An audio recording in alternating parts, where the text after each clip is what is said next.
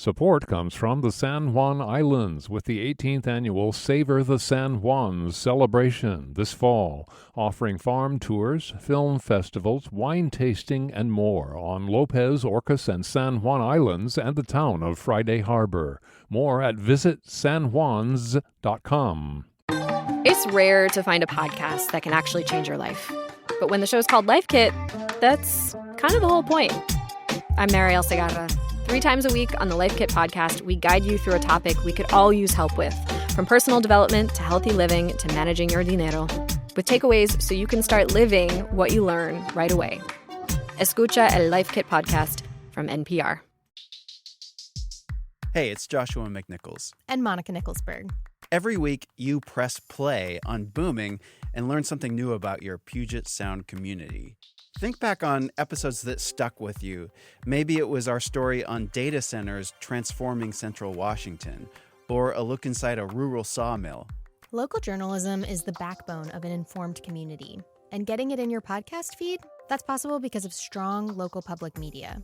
We're here every week because we are powered by an entire newsroom of local journalists following stories across the city.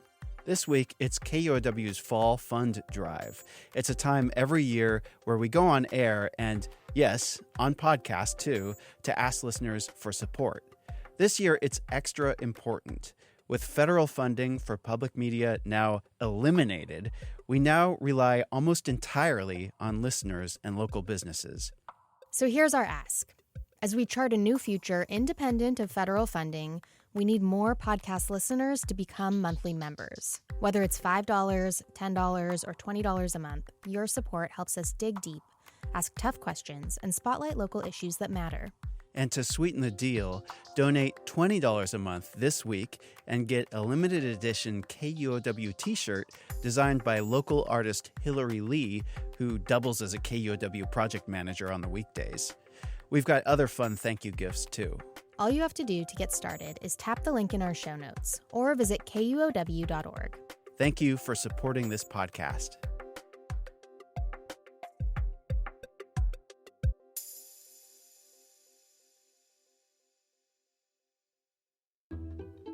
Every year, tens of millions of tourists visit Seattle's Pike Place Market, the Elliot Bay waterfront, and sports stadiums.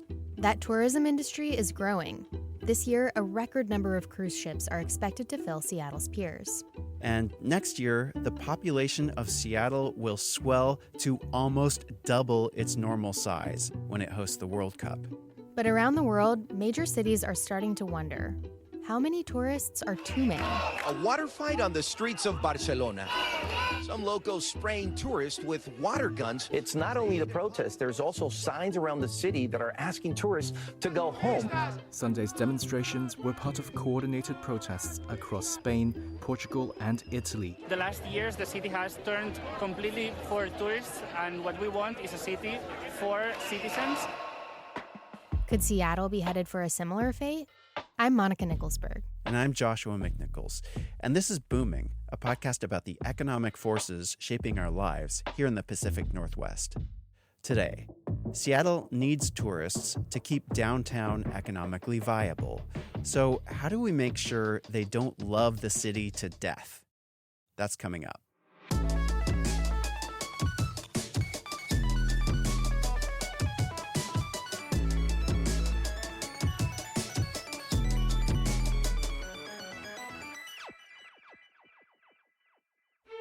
For centuries, Europe has offered American tourists its culture, its culinary arts, and its mime.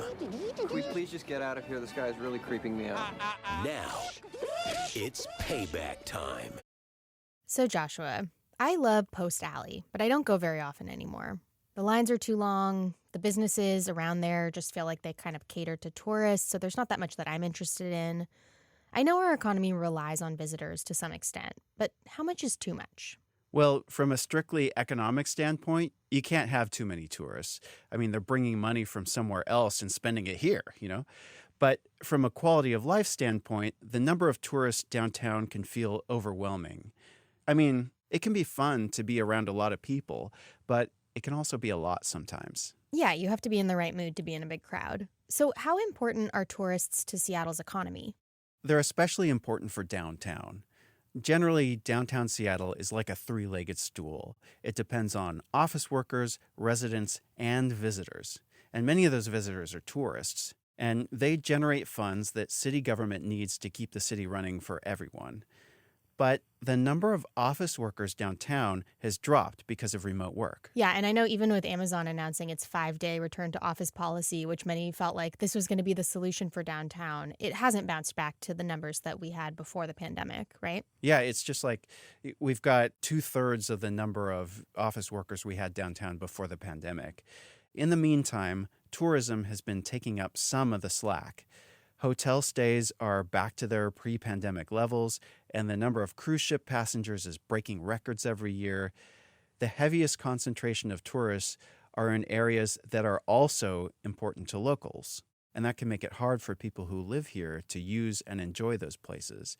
And you probably know this if you've ever tried to elbow your way through a crowded Pike Place market. Yeah, definitely. I took a food tour of the market when my mom was in town, and the food was great, but there were a lot of crowds, especially outside of the, original Starbucks. Yeah, and that can mean that you see more T-shirt and trinket shops on First Avenue instead of shops that locals actually need, like groceries or hardware or home goods, for example.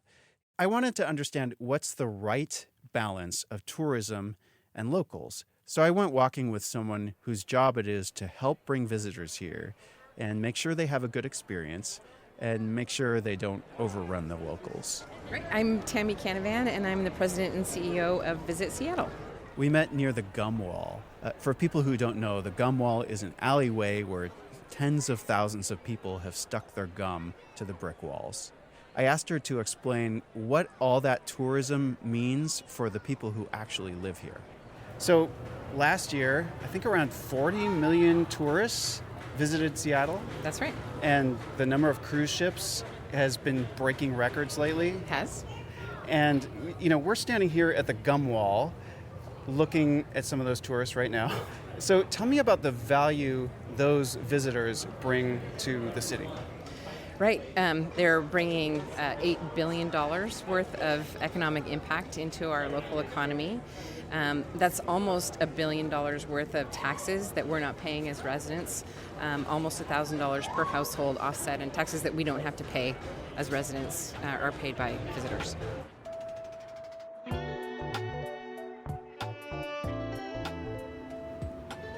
All right, so next, we've gone down Post Alley a little bit, and we come to the Seattle Selfie Museum. It's a kind of place that can only exist in a town with lots of tourists. That's right.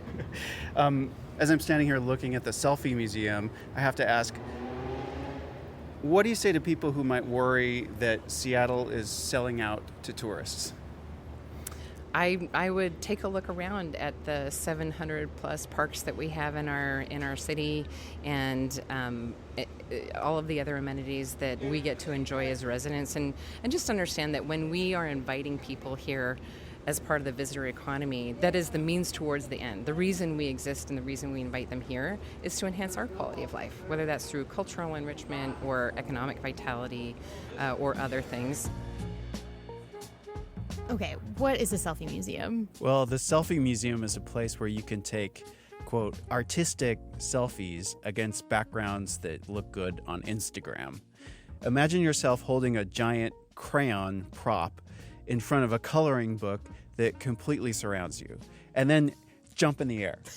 Well, that sounds cheesy. I do know at least one local 4-year-old who loves to have his picture taken who would be very into that. So how much does it cost? Well, tickets are $29 a person, so he'd have to save his allowance for a while. I mean, obviously the city wants to make as much money as it can, and as residents, we do tend to benefit from city spending on services that we can all use. But I don't know that that means we can just have unlimited tourism, or that the costs of having a huge influx of tourists are always going to be less than the benefits of the money they spend here. So how do we strike the right balance? Well, how you answer that question can depend on how much room there is for tourists. Like if sidewalks are narrow or public spaces like parks are tiny, even a few can feel like too many. And that's when people tend to grumble about tourist invasions. I mean, that's why a lot of European cities are rebelling against tourism. Lots of people are crammed into the same tiny, winding streets that used to be goat trails. But something shifts when you open up more space for people to move around. Okay, this is a good spot.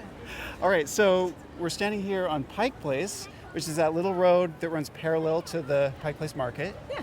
It's closed to traffic now, I notice. It is. It is not permanently and not all the time. We see a car here where there are merchants unloading, and there are certain times that traffic can come in. But it's been an interesting experiment to see, how we can sort of share the streets with traffic and make sure that people are safe as they're walking through. Yeah, and I got to share one memory I had the last time I was down here before this street was closed to traffic. It was so hard to get through here, especially on the east side of the sidewalk where the quote-unquote first Starbucks is. Right. People would fill that sidewalk up, and now, there's all kinds of room for people to walk by on the street. There is. It's a little fuller with pedestrians on the weekends. If you come down and sort of stroll around, it's pretty wall-to-wall people, and I think that just really demonstrates what a great experiment this is, because it is allowing for a little bit more free flow. I'm sure that the businesses across here are getting a little bit more business and a little bit more foot traffic, and certainly we've seen motorists be a lot less frustrated. Does this street teach us anything about an approach to tourism and how to have space for everybody? Sure, I think so. It's a pedestrian-only street isn't just a pedestrian-only street. It has to have a whole lot of other elements. So it's not just shutting down the traffic. It's also making sure that it's a visitor-friendly spot or a pedestrian-friendly spot, if it's because we're enjoying that as residents as well. But I think there needs to be a lot more planning. It's not just sort of let's shut down the streets and let the people walk in it. Yeah, they kind of have to monitor it too and make sure there's stuff for people to do in that street. Sometimes they put out tables for people to dine in, or like giant chessboards or whatever. City leaders are thinking a lot about creating urban corridors where large numbers of people can comfortably walk. For example, the redeveloped waterfront, where the viaduct used to be, is a corridor that will lead more people to Pioneer Square. Yeah, and didn't it just have its grand opening? Yeah, I was there this weekend. There were bands and balloon animals and all kinds of stuff. There's other corridors, too. The Sculpture Park leads people to Belltown, and the Pike Pine Corridor can lead people to Capitol Hill. These corridors don't just help tourists, they help everyone who spends time in downtown Seattle. And they also spread tourist revenue to more parts of the city. It seems like that does depend on being able to get to more parts of the city, though, right? And I think our public transit system could also help there if it was a little bit easier to spread people out. Yeah, for sure. Okay, so I'm hearing that tourists are this economic good, but they can be problematic when they're concentrated in tiny areas. And the city's working on making more open spaces along these major corridors to spread tourists out more and help them access more parts of the city. But that's a lot of investment into the tourist economy. So what happens if tourism dries up? I mean, there's issues at the border that we've been hearing a lot about, people unable to get visas or scared to visit. Yeah, I asked Tammy about that. We're on the Overlook Walk. We are. Some experts say that international tourists who stay overnight in Seattle will drop by 27% this year, which is pretty significant. Travel can be volatile. It's seasonal, it's influenced by economic and political forces outside of our control. Is there a risk in Seattle becoming overly dependent on tourism dollars? It is true that there is a seasonality and certainly a sensitivity when we're inviting visitors here, internationally in particular. And also, it is an important part of our economy, but we have an incredibly diversified economy. We've got aerospace, we've got tech, we have construction, we've got the activity at the port, we have a lot of other things. So while tourism is incredibly important, it is not the only component. So I don't think that we can be overly reliant on it, but we do have to focus on how we maximize the opportunity of it. So in other words, if Canadians have trouble getting over the border or don't want to come across the border, or if people from China have a more difficult time coming over here for tourism, because that's the number 2 spot for international travelers is China after Canada, and then people from India too. That's number 3.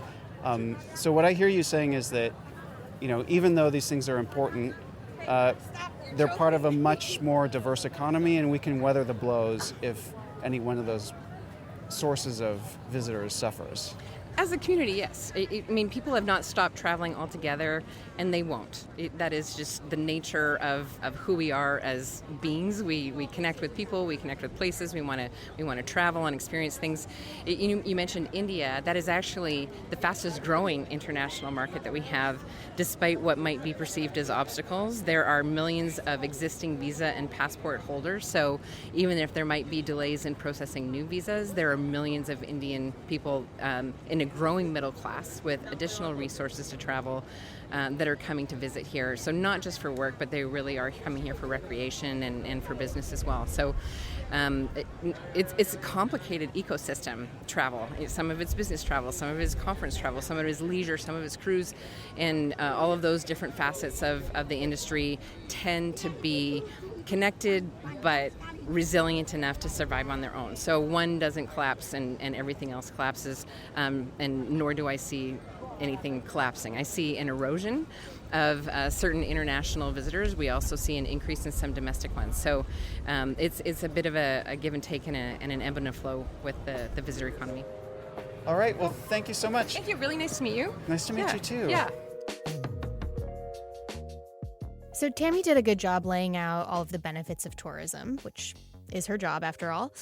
But I know how it feels to have one of your favorite places overrun by tourists. Big Sur has always been really important to me. I love it there.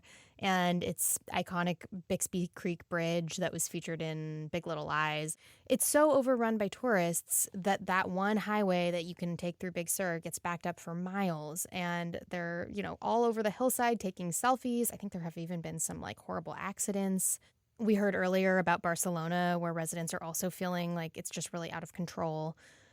And it's not like we can lock the gates to Seattle if tourism gets out of hand. So how can we manage it effectively? Well, here's the thing. In a lot of European cities, everyone's crowding into the same spots. The cathedral, the famous painting in the famous museum. The cruise ships pile in, and then boom, hundreds of people spill out, and they're full of free cruise ship food, so they're looking but not spending. Seattle's different. We're a home port. Folks usually stay a couple extra days, before or after their cruise, so the impact is more spread out. The challenge is getting them out of the Pike Place market, because right now it's wall-to-wall tourists with flying fish overhead. The trick is corridors, like we were talking about earlier. Open up the sidewalks and lead people somewhere worth going, like the new playground on the waterfront that just opened, or the soon-to-be revitalized Myrtle Edwards Park, which will connect to cruise terminals up in Inner Bay, or Capitol Hill. That's a natural draw, Seattle's original historic LGBTQ neighborhood, plus the Pike Pine Strip leading there with more bars than you can count, and the Chinatown International District. Uwajimaya is a must-see tourist destination. They could promote that as part of, visiting Seattle. Seattle officials talk a lot about big tourism events, the All-Star Games, the World Cup matches, but businesses need more than just short bursts. So if we can spread visitors out in time and space, more neighborhoods get a share and locals keep their sanity. Well, let's hope for that. Coming up next, the end game.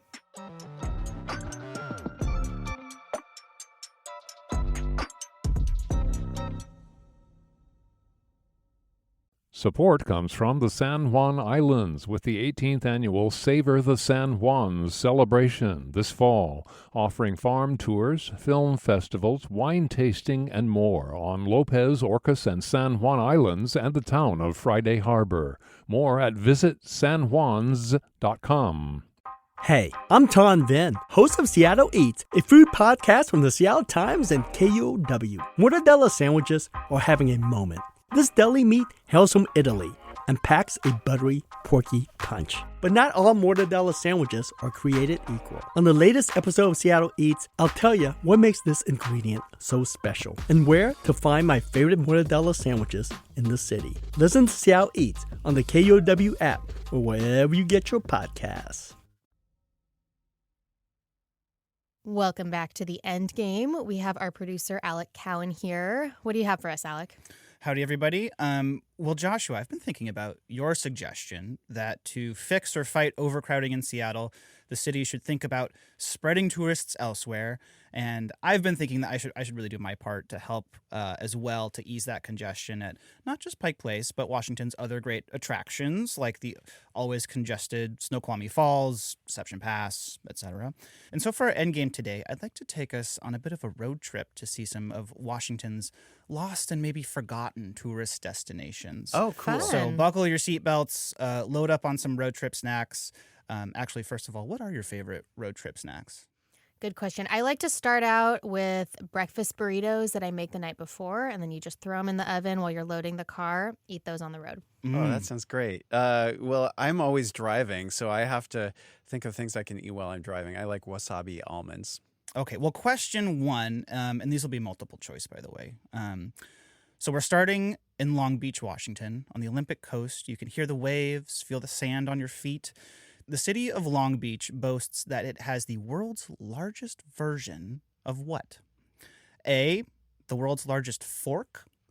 B, the world's largest frying pan. C, the world's largest coffee mug. Or D, the world's largest crab cracker. Wow. You know, I've been there for the sandcastle competition and for the kite flying competition, but I have never gone out of my way to see the world's largest anything there. Must not be that big. It's got to be the crab cracker or the coffee mug, right? I mean, this is Washington. Right. Coffee mug would be a good Washingtonian thing. But I'm going to say frying pan just to be contrarian. Okay, B, frying pan for Joshua. I guess I'll go coffee mug. Coffee mug. It was the frying pan. The famous Long Beach frying pan. Now, I do feel the need to caveat this immediately because there is some debate on whether this is actually the world's largest frying pan. There have been other attempts at making such a thing. What is for certain is that this is the largest frying pan in the world to have actually cooked something. So they debuted the Long Beach frying pan in 1941. It was for the first ever Long Beach Clam Festival, and it was used to cook one giant clam fritter, a 9-foot diameter clam fritter. It was made up of 200 pounds of clams. It took 20 minutes to cook to a nice crispy golden brown, and 20,000 people in 1942 showed up to eat it. Wow. The handle is the only original piece that's still around. Long Beach is an ocean town. The original inevitably kind of rusted away.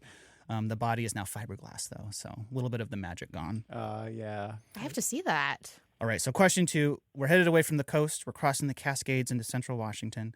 In 1994, one central Washington town was looking for a new way to revitalize and boost tourism, and so they came up with a new town mascot, a dinosaur sculpture.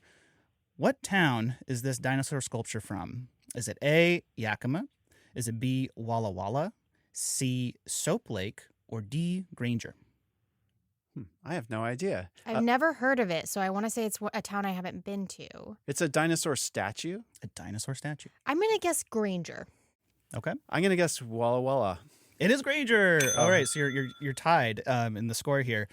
So the story is that in the 1950s, some woolly mammoth bones were found in some clay pits near Granger. Granger, if you've never been, it's a longtime farming community. They were famous for brick and tile making once upon a time. And the city wanted to revitalize its main street, and so they built a dinosaur statue. And now they do a dinosaur festival every year called Dino in a Day.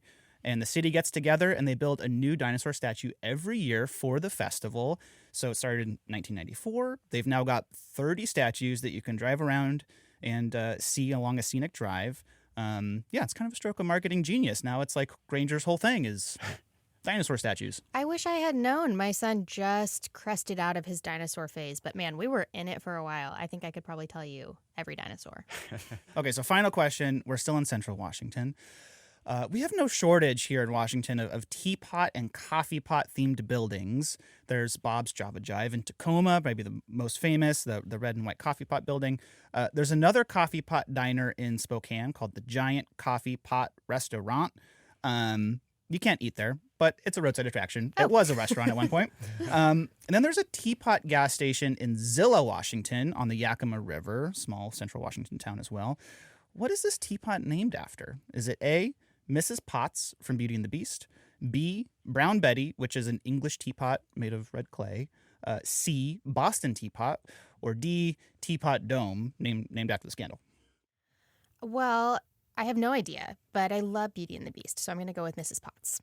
Yeah, okay, I'll go with Teapot Dome, even though I have no idea. It is Teapot Dome. Okay, so you all got one right. So funny enough, it's a gas station. It's not even a teapot or a coffee shop.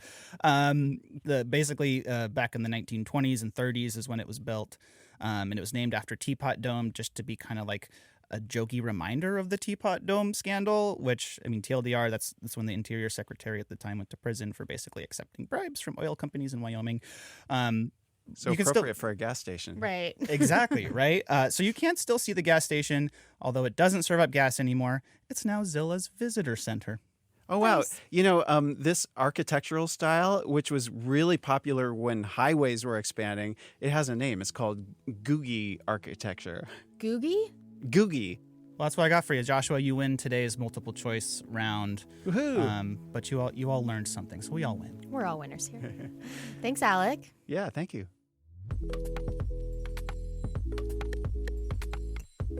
That's it for Booming. Thank you so much for listening. We have a question for you about an upcoming episode of Booming. College sports have officially entered their big money era, with some college athletes earning millions of dollars to play for big-time programs like the University of Washington. If you're a fan of sports and the economy, we want to know, is money ruining college sports? Shoot us an email at booming@kuow.org. Or leave us a voicemail at 206-221-7158. Your response may be used in a future episode. Special thanks to those of you who are donating to the show. We couldn't do it without you. If you want to donate, go to kuow.org/booming. And remember, we're trying to shift things up because we've lost that federal funding, so it's really important. And thanks. Our producers are Alec Cowan and Lucy Suchek. Our editor is Carol Smith. I'm Monica Nicholsberg. I'm Joshua McNichols, and we'll see you next time.